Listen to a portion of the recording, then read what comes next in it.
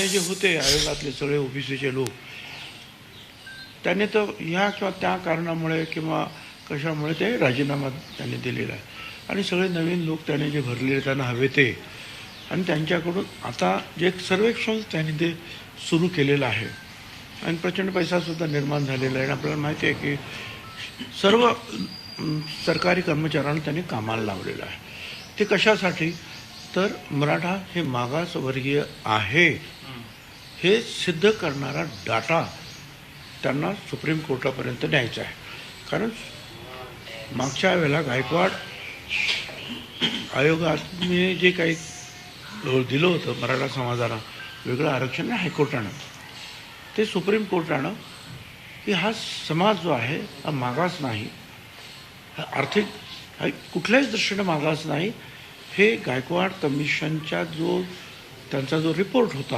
अमृत नोनी ortho plus ये एक प्रूवन फॉर्मूला है। इसमें मौजूद नोनी फल के गुण और आयुर्वेदिक जड़ी बूटियां शरीर को जरूरी पोषक तत्व देने के साथ साथ हड्डियों और जोड़ों के घिसने, उनमें होने वाले सूजन और दर्द को रोकने में मदद करता है। दर्द मुक्त जीवन के लिए अमृत नोनी आर्थो प्लस।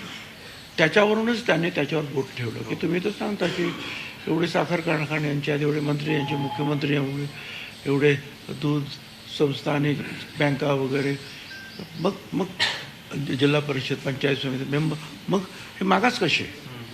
असा शेरा जो आहे हा सुप्रीम कोर्टाने त्याच्यावर मारला आणि ते सगळं नाकारलं.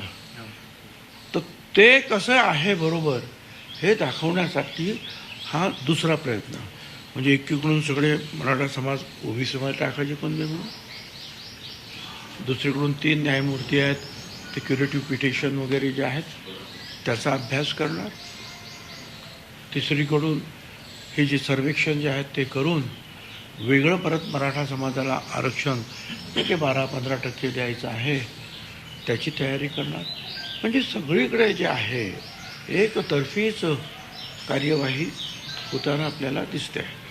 जर वेगळं मराठा आरक्षण आपल्याला द्यायचं आहे ज्याला आमचा सपोर्ट आहे किंवा क्युरेटिव्ह पिटिशन जे दाखल केलेलं आहे ते यशस्वी व्हावं म्हणून सुद्धा आमचा पाठिंबा आहे.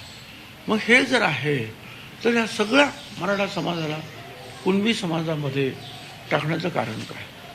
आणि मग परत त्यांचे सगळे सोयरे अमुक तमुक ह्या सगळ्यांना नुसतं साधं शपथपत्र दिलं ते पण 100 रुपयाचं ॲफिडेविट द्या, स्टॅम्प पेपरवर पणची गरज नाही, हे सगळं करण्याची गरज काय? किंवा मग हे जर केलं तर मग ते करण्याची गरज काय?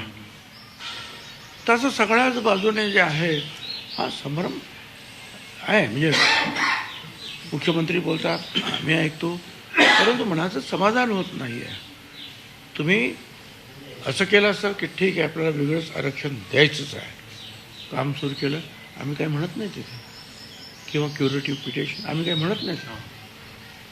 सगळेचे सगळे जे कुणबी तुम्ही 54 लाख नोंदी सापडल्या आणि त्याचे सगळे आता जे सगळे सोयरे, मग बाकीचं हा उपद्रव करता कशाला?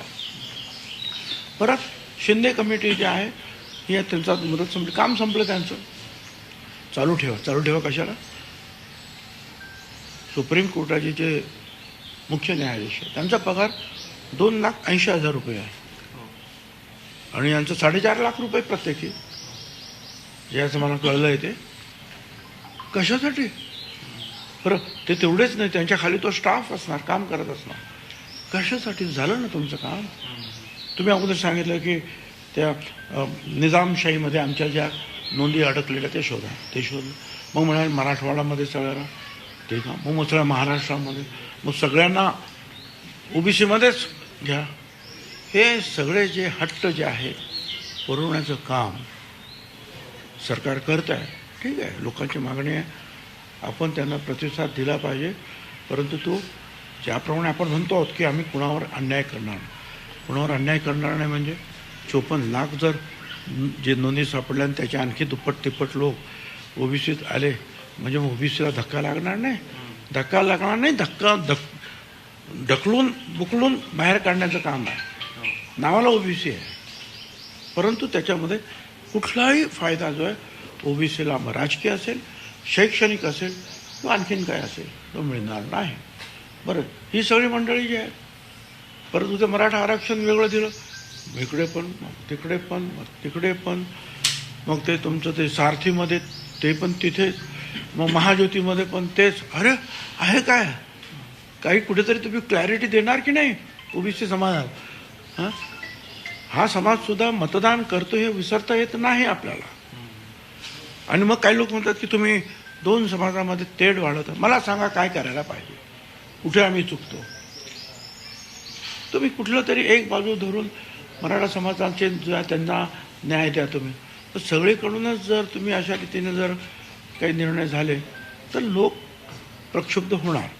आणि त्यासाठी वेगवेगळे जे आहेत मेसेज, आज मला कालपासून जे लोक बोलतात, मेसेज पाठवत आहेत, काय करायचं विचारत आहेत. आता त्यासाठी जे आहे नक्की काय परिस्थिती राहील, त्यासाठी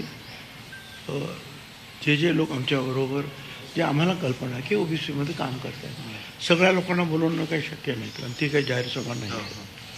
पण त्यातले जे काही राजकारणात आहेत किंवा काही नुसतेच समाजकारणात किंवा काही वकील आहेत जे आम्हाला सपोर्ट करतात, त्यातल्या काही लोकांना जे आम्ही बोलून की पुढे आपल्याला आणखी काय करता येईल त्याची आम्ही चर्चा संध्याकाळी करणार आहोत. सर, पण केंद्र सरकारची काही या प्रकरणात काही मदत घेता येऊ शकते का? आरक्षण वाढवणं म्हणा किंवा इतर गोष्टी. इथं पहिल्यापासून म्हणालो की तामिळनाडू इतर ठिकाणी जर वाढवलं जात आहे आणि आता सुद्धा 10% त्यांनी वाढवलंच आहे EWSमध्ये. मग यांना पाहिजे तर यांना पण द्या. बरं, आता हे EWS जे त्यांनी वाढवलं 10%, कदाचित तो आंतरिक हेतू हा असावा की महाराष्ट्रामध्ये मराठा, गुजरातमध्ये पटेल, पुढे जाट किंवा काय ते राजस्थानमध्ये गुर्जर असतील किंवा आंध्र प्रदेश कापू वगैरे असे जे काही समाज आहेत त्यांना शांत करण्यासाठी हे 10% काढले असं मला स्वतःला वाटतं. आणि हे खरंच आहे. कशावरून?